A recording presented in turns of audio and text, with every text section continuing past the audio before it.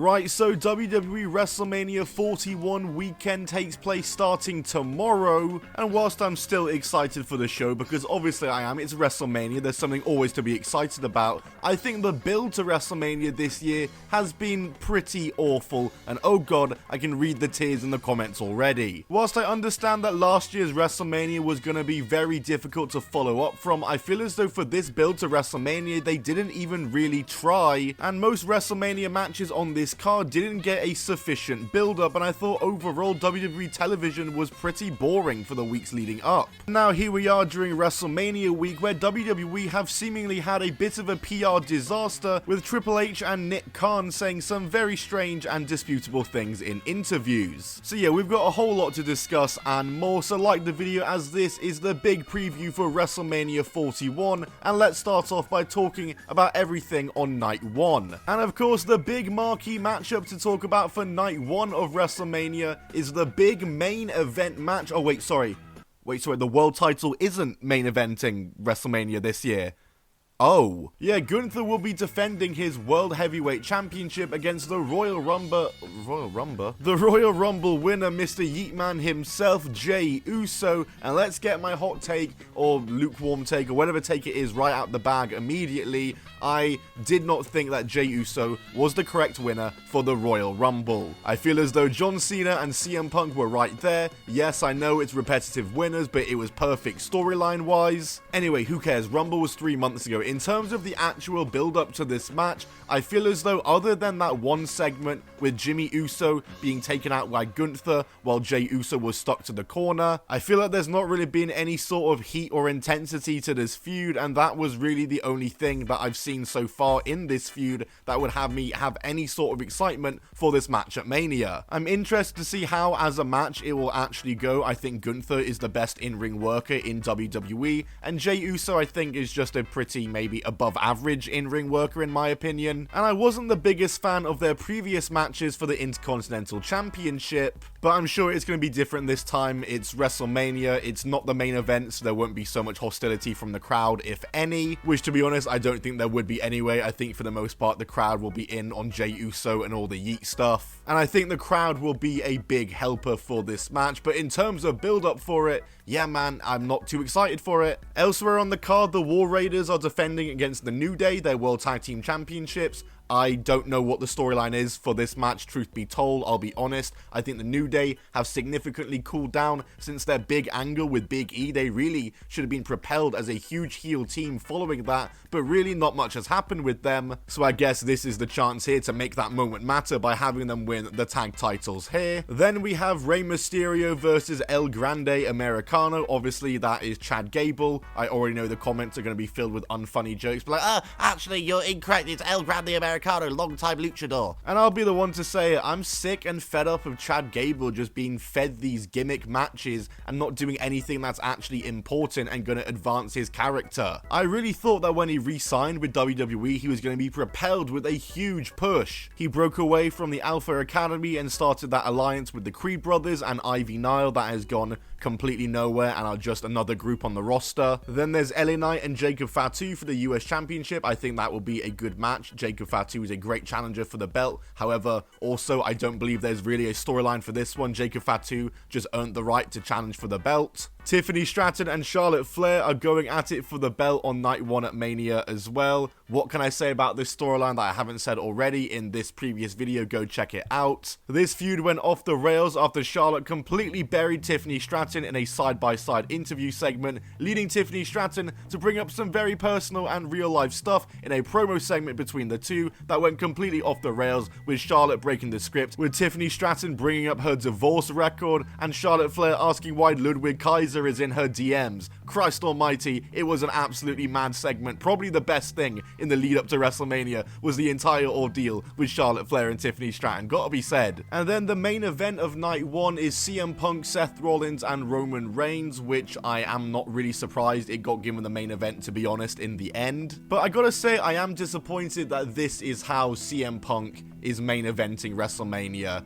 Just a storyline where the entire storyline was that he was given the main event because it's his dream. Like, come on. Obviously, the other big part of this storyline is the whole Paul Heyman affiliation. He made a big deal with CM Punk that he would accompany him at WrestleMania instead of Roman Reigns. And it really feels as though this is CM Punk having a Roman Reigns feud rather than Roman Reigns having a CM Punk feud, if you kind of follow what I'm saying. And the main focus of it being Paul Heyman, I think, is a bit lame. And it leads me to this weird sneaking suspicion that the match is going to end in a swerve with Paul Heyman actually siding with Seth Rollins, as he's kind of like the side character of this entire storyline so far. And yeah, that is night one, other than one match which I left till last to mention, which is Jade Cargill and Naomi, and I left that till last to mention because I think that this is the best built matchup on the entire WrestleMania card. Jade Cargill and Naomi have had a great long-term storyline going months back, and Naomi has been absolutely on it as a heel. I would like to see her win this match and challenge for the women's belt. In fact, I'd like to see her win the women's belt. It's about damn time. Anyway, moving on to night 2 of WrestleMania, Io Sky defends her women's title in another triple threat against Bianca Belair and Rhea Ripley. Another disappointing storyline here because once again, there isn't really one. I think Io Sky, despite being the champion, has been completely pushed to the side in this feud. It's more about Rhea and Bianca, and the biggest gripe I've had with this storyline is that there's no face-heel dynamic between Bianca and Rhea. They're both in this weird spot in the middle between babyface and heel, and I just don't understand who's meant to be who's meant to be the good guy, who am I meant to cheer for. Then for the Women's Tag Team Championships, Liv Morgan and Raquel Rodriguez defend against Bayley and Lyra Valkyria. Hey, I'll say this right now, this is a sleeper hit for match of the entire weekend. This could be a very good match. However, once again, what's the story? Why are Bayley and Lyra Valkyria, who aren't even a tag team, challenging for the belts when you could have just had an actual tag team on here and hey, maybe have the women's mid-card belts actually on the show? You have 2 nights now. Just do Bayley versus Lyra one-on-one. Just feels like a lazy attempt at shoving everyone on the card, every one of their stars. But like I said, this will be a good match, so I guess I can allow it. AJ Styles Logan Paul is also on this show.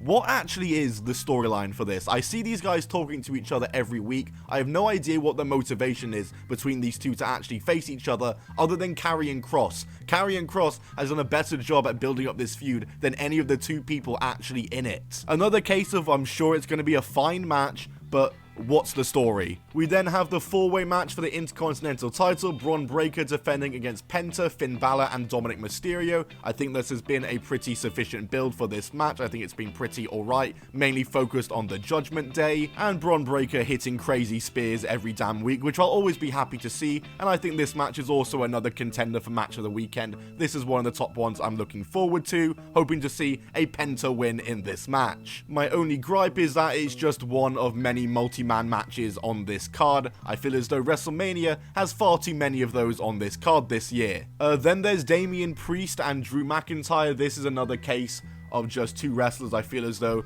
were kind of left on the outskirts without a solid storyline or plan going into Mania, so they were just like, fuck it, we'll just throw these 2 together. And then the big main event and marquee match of WrestleMania weekend, John Cena looking to get number 17 against Cody Rhodes for the undisputed WWE Championship. Heel John Cena. It's crazy. That moment was crazy and probably the biggest moment in the build-up to that match, and since then, I can't really say they did all that much. Cena has hardly been on TV. The 2 of them didn't have an actual conversation with each other until weeks after, and that was a very good segment. My only gripe with that was they broke kayfabe and exposed the business many times in that promo segment, but it was a very good segment and got a lot of hype going for that match. But then once again after that, it was just radio silence and nothing happened. I'm filming this on Friday, it is SmackDown tonight, so something could happen in the big go home show. But either way, I just don't think it's good enough, to be honest. And yeah, that is the card for WrestleMania 41. In terms of my predictions, Gunther, The New Day, Rey Mysterio, Naomi, Jacob Fatu, Charlotte Flair, CM Punk, Io Sky, Liv Morgan and Raquel Rodriguez, Logan Paul,